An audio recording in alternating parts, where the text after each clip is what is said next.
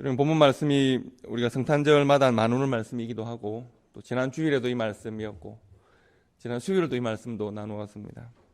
이 말씀을 나누는 것은 우리가 기쁨의 좋은 소식이라고 하는 복음, 이 복음을 우리가 들은 것과 또 이 복음을 들은 것으로 끝나지 않고 복음은 또 전해야 되는 것인데, 복음이 나에게 전하는 방식과 복음이 나에게서 전해지는, 다른 사람들에게 전해지는 방식에 대한 고민들이 조금 필요하겠습니다. 여러분은 어떤 방식으로 복음을 전하고 계십니까?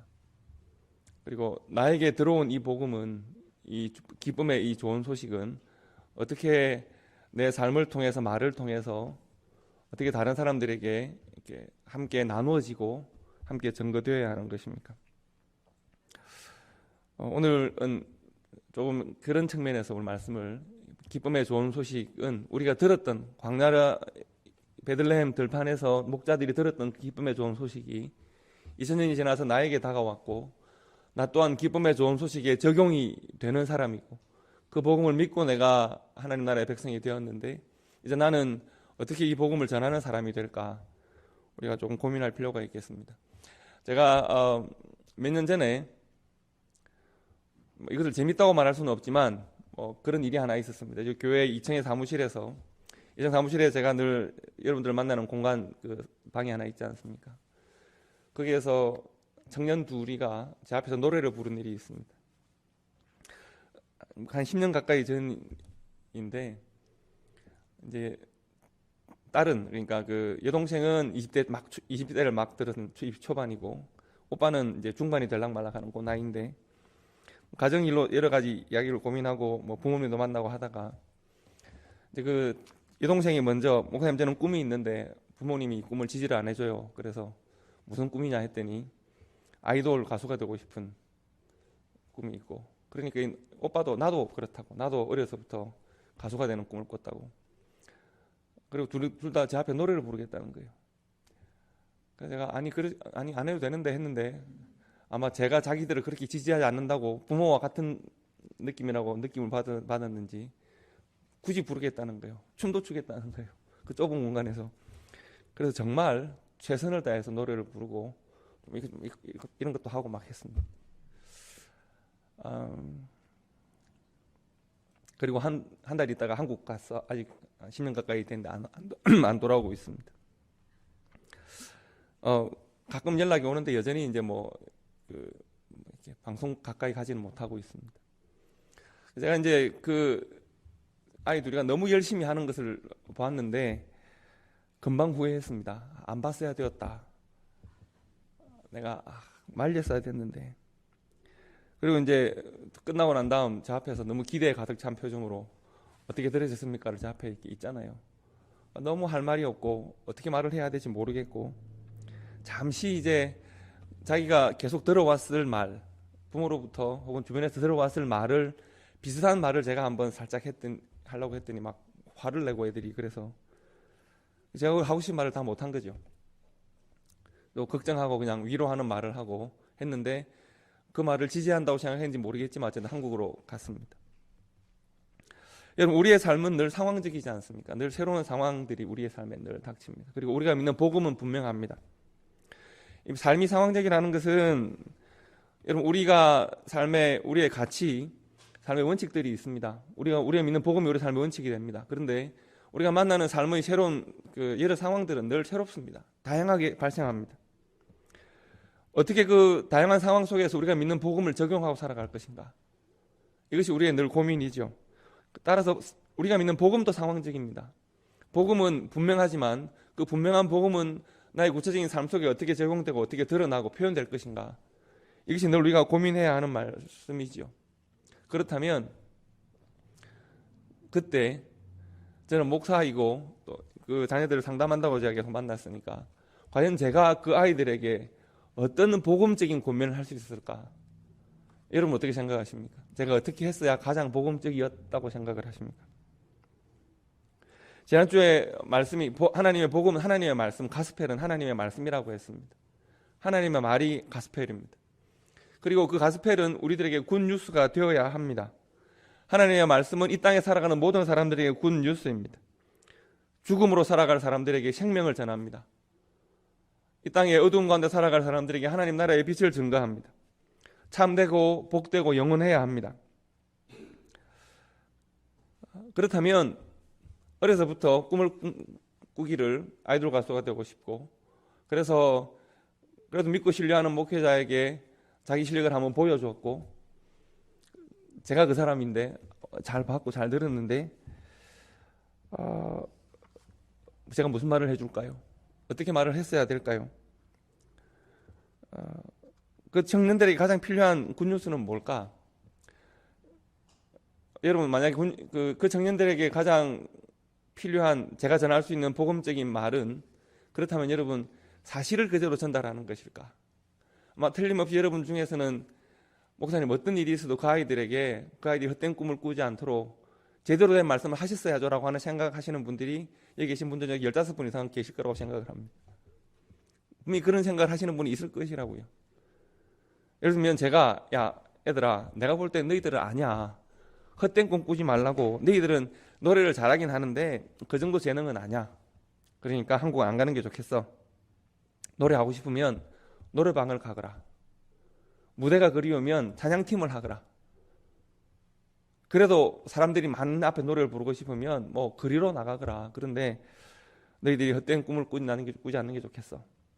목사님이 볼 때는 너희들이 그 정도 재능이 있는 건 아니야, 이렇게 말했어야 할까요? 즉 복음은 사실을 그대로 제대로 전달하는 것일까요? 그래서 복음은 진리입니까? 예, 당연히 진리입니다. 그런데 진리는 상황적입니다. 진리가 바뀐다는 것이 아니라 진리가 전해지는 상황이 우리가 늘 고민해야 될 현실이라는 것입니다. 우리는 때로 옳은 말과 좋은 말을 혼동할 때가 있습니다.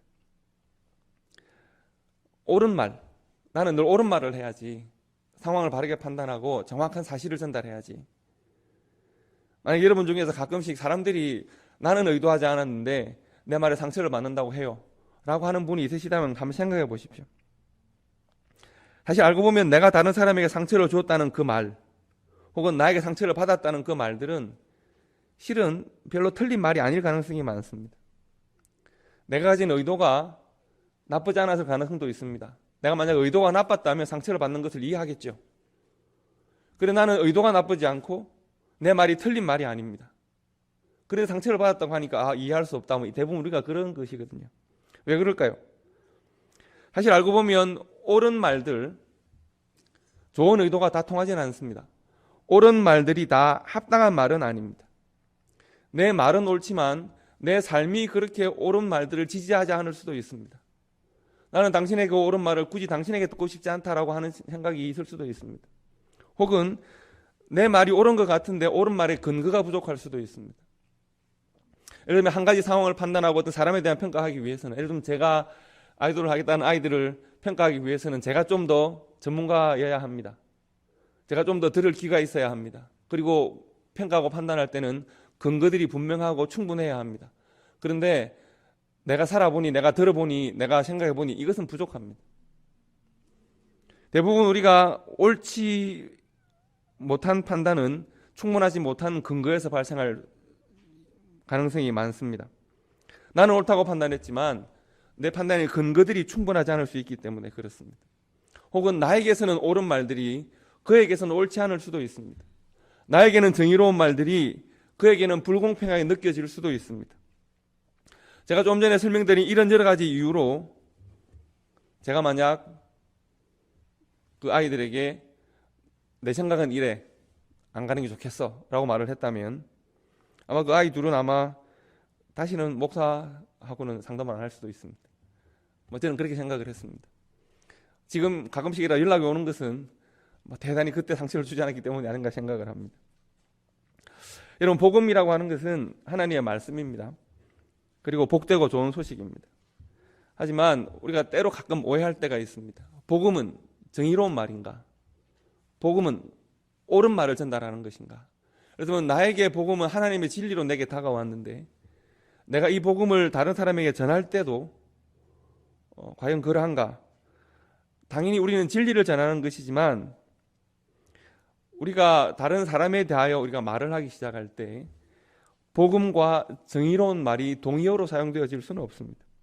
만약 옳은 말, 정의로운 말이 복음이었다면 예수님께서 이 땅 가운데 예수 그리스도라는 복음으로 이 땅에 오셔서 그 복음을 전하는 과정에서 정의롭고 옳은 말들을 전하기를 원하셨다면 그러면 가룟 유다는 예수님 앞에 있으면 안 되는 것이죠. 그러면 좀 있다가 예수를 부인할 베드로는 예수님 앞에 서 있을 수 없는 것이죠. 가룟 유다를 먼저 쫓아내셔야 됐고 베드로를 박살을 내셔야 됐죠. 제자들 중에 누구도 예수님의 정의의 기준에 맞출 수 없는 사람들이죠. 그런데 이 모든 것을 아시는, 그들의 연약함을 아시는 예수님께서 심지어 가룟 유다는 이제 곧 그의 발로 예수를 팔 사람들에게 달려가서 예수를 팔아 넘길 텐데 예수님은 가룟 유다의 발을 씻기십니다. 예수님께서 곧 자신을 부인할 베드로의 발을 씻기십니다. 그들에게 나의 살과 피를 나누어 주십니다. 이 순간을 기억하고 너희의 삶을 통하여 이 순간을 기념하라 말씀하십니다. 지금 제자들에게 떡을 나눠주시는 행위는 복음입니다. 그들에게 나를 기억하고 기념하라고 말씀하시는 예수님의 이 말씀은 복음입니다. 그런데 이 복음은, 예수님의 이 복음, 떡을 나눠주시고 발을 씻기시는 이 행위와 이 복음은 과연 옳고 정의로운가의 기준에서 보면 제자들은 이 복음을 감당할 아무런 정의로움과 옳음이 없는 사람들입니다. 그렇다면 예수님은 왜 이러한 말씀을 그들에게 전하시는 것인가? 예수님은 그 말씀을 통해서, 그 행위를 통해서 예수님의 지금 제자들 앞에 무릎 꿇고 그들의 발을 씻기는 이 행위 복음은, 나를 기억하고 기념하라는 말씀하신 이 말씀은 제자들의 연약함을 이해하고 그들의 부족함을 품으시고 그들을 사랑하시는 복음입니다. 즉 복음이라고 하는 것은 정의를 가르치는 것이 복음이 아니라 그들을 사랑하고 품어서 변화시키는 것이 복음이기 때문에 그렇습니다. 그래서 그 복음은 우리들에게도 복음입니다. 예수님의 그 복음은 여러분과 연약함을 아시는, 여러분과 제 연약함을 아시는 우리 하나님께서 그 복음으로 우리가 여전히 주님 앞에 예배하기에 부족한 사람들이지만 우리를 이렇게 앞에 불러 모으시고 우리 예배를 하나님께서 그렇게 받으시는 것입니다. 만약 복음이 정의로운 말이고 옳은 말이라고 하면 우리는 하나님 앞에 설 수 없습니다. 그러나 복음은 사랑하는 말이고 품으시는 말이고 우리를 변화시키는 말이기 때문에 우리는 그 복음에 근거하여서 주님 앞에 예배자로 이렇게 함께 모여 있는 것입니다. 이 말씀이 잘 전달되었기를 바랍니다. 그리고 또 하나, 복음은 또 하나의 측면이 있습니다. 우리가 고민해야 될 것은, 그럼 복음은 그러면 듣기 좋은 말을 하는 것인가? 예를 들면 제가 그 두 아들, 딸에게 그들을 냉정하게 평가해 주지 못하니까 그러면 내가 그들에게 위로하고, 그래 하나님께서 너희들이 가는 길을 축복하실 거야, 하나님께서 너희들이 어디를 가든지 사랑해 주실 거야, 하나님께서 너희의 발걸음을 인도하실 거니까 성공할 거야, 이렇게 말하면 그게 복음적인 것인가? 하나님께서 너희들의 음성을 통해 영광 받으실 거야, 이렇게 말해야 하는가? 그건 당연히 아닙니다. 복음은 사실을 말하고 정의를 밝혀내고 그리고 옳고 그름을 판단하는 것과 복음이 동일시될 수 없는 것이지만, 그러나 복음은 또 그들에게 좋은 말을 하고 충돌하지 않으려고 하고 다치지 않으려고 하는 것 자체가 또한 복음은 아닙니다. 북이스라엘 시대에 아주 어려운 일들, 우상을 섬기는 많은 일들이 있었죠. 그 중에서 아방의 시대에 선지자 미가야의 이야기가 나옵니다. 선지자 미가야는 아방의 폭정과 우상 숭배를 비판합니다. 그때 궁정에는 궁정 제사장들 혹은 궁정에서 왕을 섬기는 참모 역할을 하는 선지자들이 있었습니다.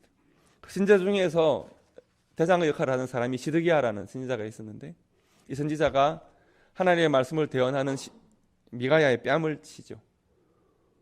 나에게 하나님이 이런 말씀을 주셨는데 왕을 축복하고 나라를 축복하라고 했지, 이제 왕을 비판하고 나라를 비판하는가, 나라의 기강을 흔드는가? 미가야의 뺨을 치고 침을 뱉습니다. 예레미야 또한 그렇습니다. 하나님의 말씀을 전가할 때 예레미야에게 침 뱉고 돌 던집니다. 엘리야 또한 그랬습니다. 엘리야가 하나님의 말씀을 전가할 때 왕을 어지럽게 하고 나를 어지럽게 하는 자라고 해서 엘리야를 죽이려고 합니다. 그 시대에 왕에게 좋은 말들을 하는 선지자들이 있습니다. 그들의 잘잘못을 판단하거나 하나님의 뜻이 무엇인지를 판단하기보다 좋은 말, 듣기 좋은 말을 하는 선지자들이 그 시대에도 있었습니다. 그러니까 복음은 듣기 좋은 말인가? 그렇지 않습니다. 복음은 우리들이 듣기 좋은 말, 우리들의 미래에 복을 빌어주는 말, 잘 될 거야, 행복할 거야, 복 받을 거야, 부자 될 거야. 이것이 복음인가요? 그건 복음이 아닙니다. 제가 자주 여러분들에게 우리의 신앙은 무속신앙과 다릅니다, 이런 말씀을 자주 드립니다. 왜냐하면 왜 이런 말씀을 제가 자주 드리냐 하면 우리가 너무 혼동할 때가 많이 있습니다. 무속신앙의 본질은 잘 될 거야에 있습니다. 잘 될 겁니다. 잘 되실 겁니다. 복 받으실 겁니다.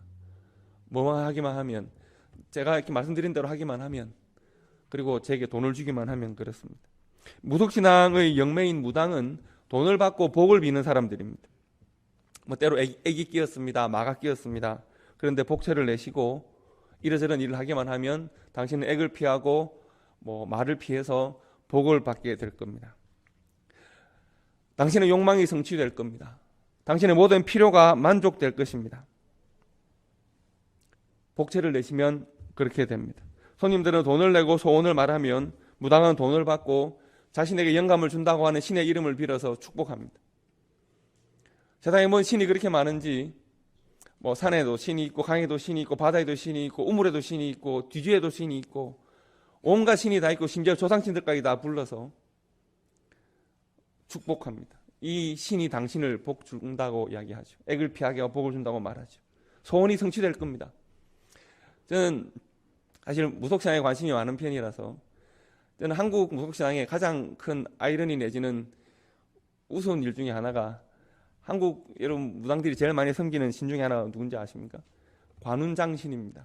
관우신을 제일 많이 섬깁니다. 이렇게 삼국지에 보면 관우라고 하는 장군이 있지 않습니까? 청룡 언을도라고 하는 큰 창과 비슷한 칼을 들고 있는 신이 있습니다. 그 장수가 있습니다. 용맹하고 지혜롭고 덕장입니다. 이 사람이 우리를 지켜주면 우리 삶에 무서운 게 없는 거죠. 소설에 나오는 사람, 실존했던 사람을 각색한 그 사람의 신을 섬기는 한국 무당들이 참 많습니다. 너무 우습지 않습니까? 그럼에도 불구하고 왜 그렇게 할까요? 그가 나를 막아주고 나를 보호해주고 그의 영이, 그의 신이 나를 도와줄 거다라고 하는 막연한 기대 때문에 그렇습니다. 복음은 그런 것인가? 나를 잘되게 하고 나를 축복하고 나를 부자되게 하고 나를 도와주는 것이 복음인가? 성경은 그렇지 않다고 말하죠.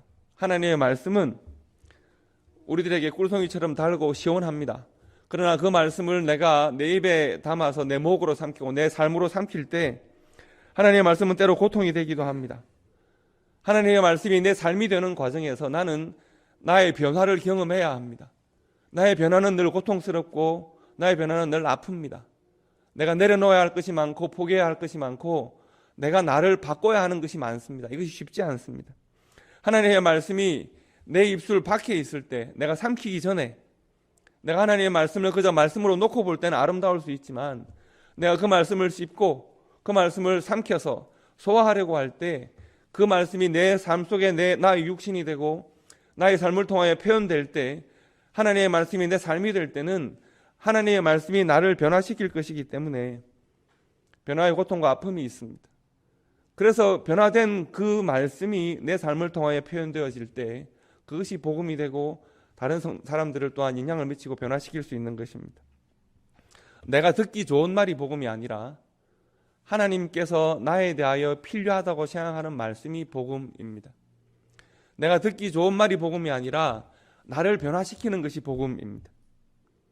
나를 향한 하나님의 생각이 복음입니다. 우리가 이것을 잘 기억하셔야 합니다. 그래서 여러분, 우리가 복음에 대한 크게 두 가지 오해 가능성들을 제가 설명을 드렸습니다. 복음은 뭔가? 복음은 나에게 찾아오신 하나님의 말씀이자 그것이 내 속에서 녹아지는 말씀이자 나를 통해 하나님의 말씀이 표현되어질 것입니다. 이 과정에서 우리는 정의로운 말을 복음이라고 생각하기 쉽습니다. 옳은 말을 복음이라고 생각하기 쉽습니다. 그래서 내가 옳은 말 하면 됐지라고 생각하기 쉽습니다. 그러나 예수님조차도 그렇게 하지 않으셨습니다. 예수님조차도 옳고 그름을 분명히 알고 계시지만 제자들을 품으시고 그 제자들의 발을 행위복음으로 씻기셨습니다. 그 제자들이 좀 있으면 나를 팔 줄 알지만 그러나 그의 발을 씻기십니다. 나를 팔기 위하여 달려갈 그 발을 씻기시는 주님의 마음을 우리가 이해해야 합니다. 좀 있으면 너희가 나를 부인하고 나를 떠날 것이지만 그러나 이 순간을 기념하라고, 기억하라고 살과 피를 떼어주십니다. 그리고 그 은혜의 복음은 우리를 품습니다. 우리를 품고 우리를 이해합니다. 그러나 좋은 말들이 복음은 아닙니다. 우리를 품고 이해하는 그 복음은 우리를 변화시키기를 원하기 때문에 그렇습니다. 그럼 이 두 가지 면들을 우리가 함께 복음을 이해하실 때 기억하시면 좋겠습니다. 그리고 또한 복음이 좋은 소식이 되기 위한 또 하나의 중요한 조건이 있습니다. 예수님의 복음이, 우리를 위한 복음이 아름답고 중요한 복음인 것은 예수님의 복음이 십자가와 함께 다가왔고 십자가가 곧 복음이 되기 때문입니다. 내가 전할 복음은 예수 그리스도를 따르는 나의 십자가 위에서 피어나야 참된 복음이 됩니다. 이 세상에는 옳은 말들이 참 많고 좋은 말들이 많습니다. 정의로운 말들이 많고 판단하는 말들도 많습니다. 요즘은 그야말로 홍수의 시대입니다. 전에는 책방을 찾고 도서관을 찾고 해야 강의를 들어야 겨우 들을 수 있었던 지혜롭고 좋은 말들이 요즘은 클릭에 다 쏟아질 수 있습니다. 굳이 클릭하기 싫으면 말로 해도 다 알아듣습니다. 요즘 기계가 말을 다 알아들어서 누구야 이름 불러주고 나한테 위로되는 노래를 들려줘. 그럼 노래가 나오고 누구 목사님 설교를 들려줘. 설교를 지가 찾아서 들려주는 그런 시대가 되었습니다. 그런데 왜 이 좋은 말의 홍수의 시대에, 복된 말의 홍수의 시대에 교회는 점점 힘을 잃고 있는 것일까? 복음은 교회에서 자라나는 십자가라고 하는 나무의 열매입니다. 성도에게서 자라나는 십자가라고 하는 나무의 열매입니다.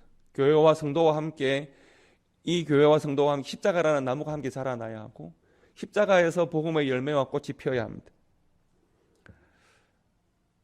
십자가를 잃으면, 교회와 성도는 십자가를 잃으면 복음의 능력을 발휘할 수가 없습니다.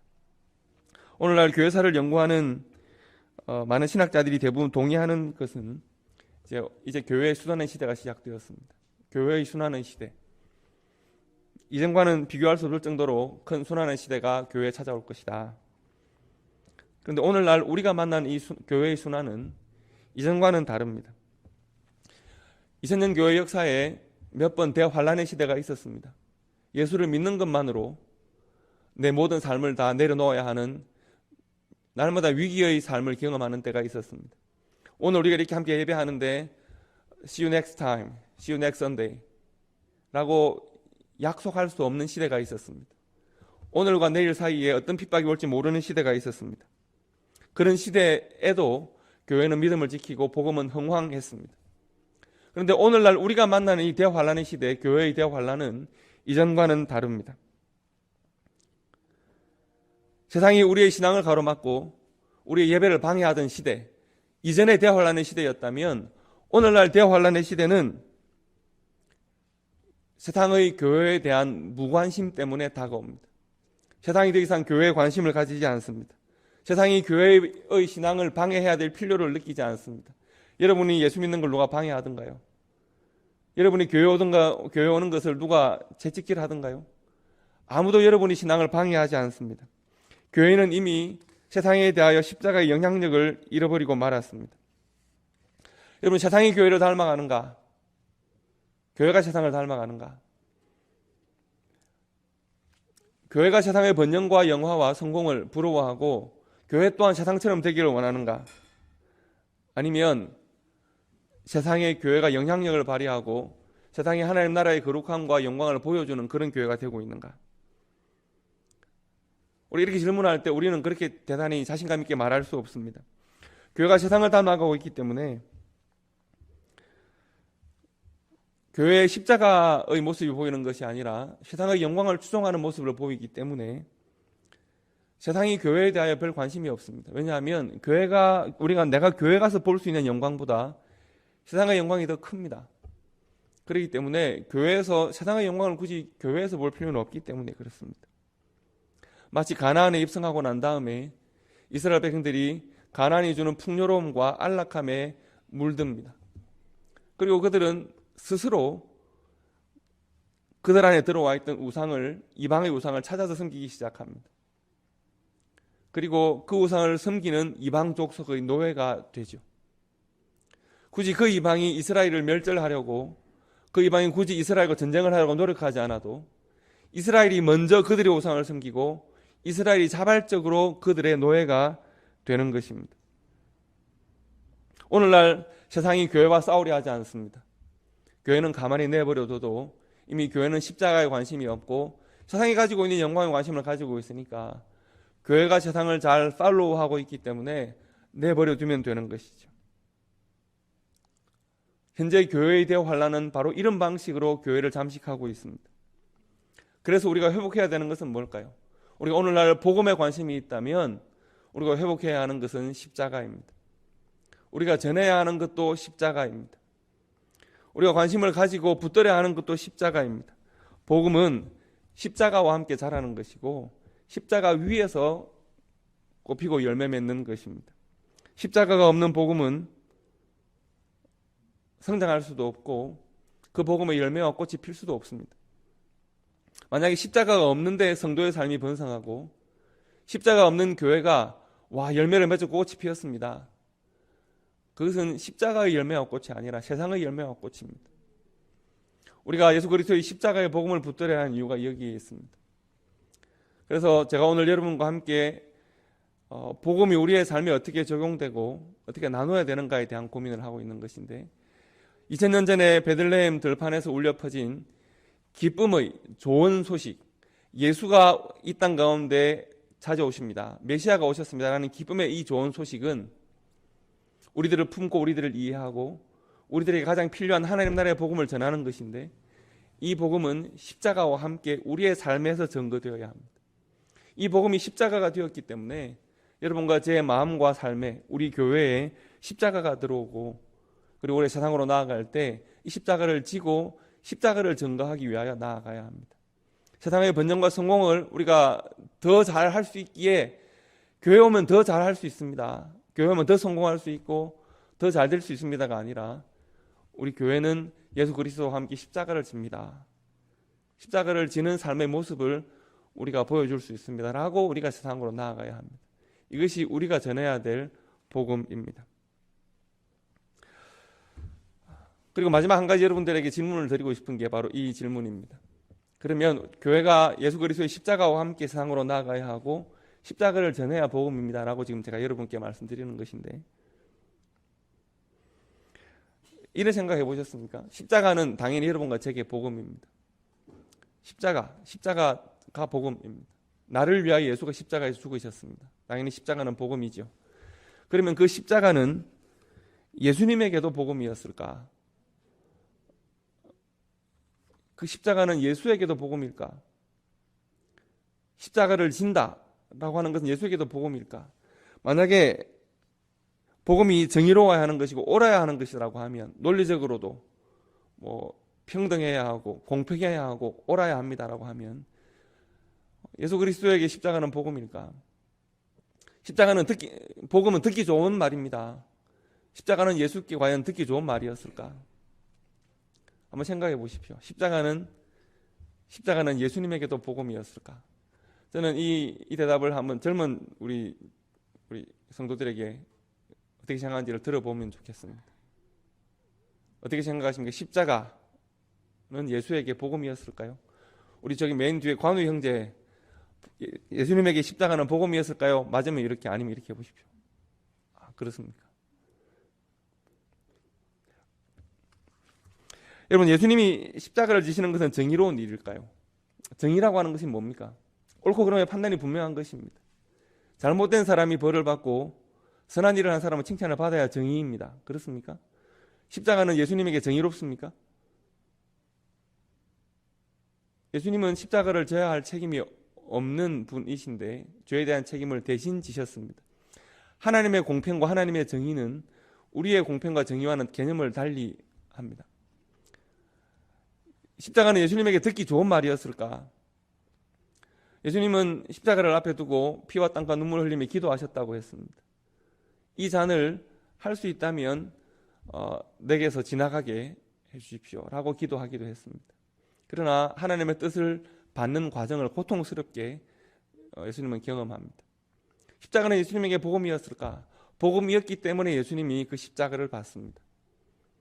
예수님은 하나님의 아들을 향하신 하나님의 복음을 아들 된 하나님으로 그 복음을 받아서 십자가의 삶을 살아가시고 십자가 위에서 자신을 우리를 위하여 헌신하십니다. 그래서 십자가는 예수 그리스도의 우리를 향한 가장 강력하고 가장 설득력 있고 가장 드라마틱한 복음입니다. 그래서 우리가 감사하게 받는 것이죠.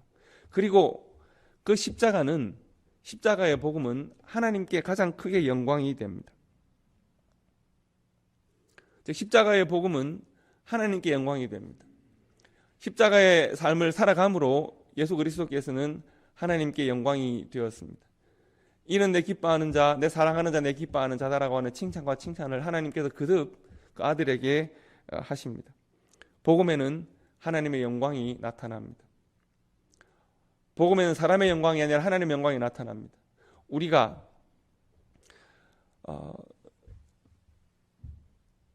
하나님의 정의, 하나님의 복음을 받아들여서 우리가 때로는 고통스럽고 때로는 아프지만 그러나 십자가를 함께 지고 하나님께로 나아갔을 때 우리의 그 삶을 예수 그리스도를 닮은 삶으로 인정해서 하나님께서 영광을 받으십니다.